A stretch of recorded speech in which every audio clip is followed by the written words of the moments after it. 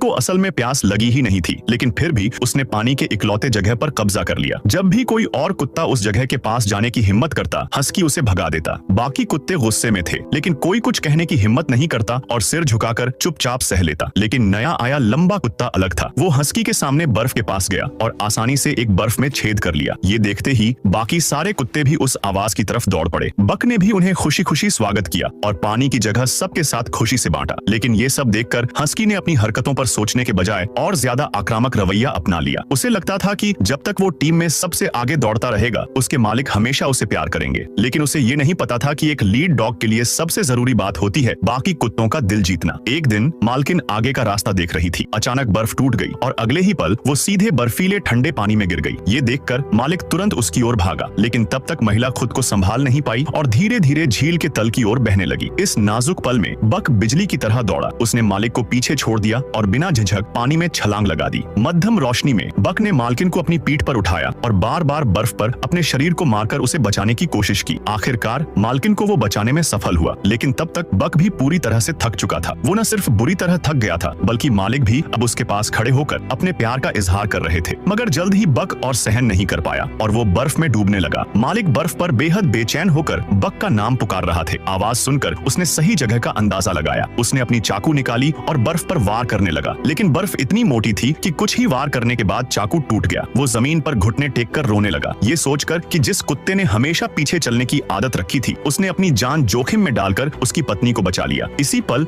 उसने देखा कि कोई उसे एक औजार पकड़ा रहा था। उसने बिना कुछ सोचे उसे पकड़ लिया और फिर से बर्फ को काटना शुरू कर दिया। लेकिन अचानक उसे कुछ महसूस हुआ। मुड़कर देखा तो पाया कि उसे छड़ी पकड़ाने वाला और कोई नहीं बल्कि खुद बक था, जिसे वो लगातार याद कर रहा था। बक को अपने मालिक के करीब देखकर पास खड़ा हस्की इतना गुस्से में था कि उसके कान तक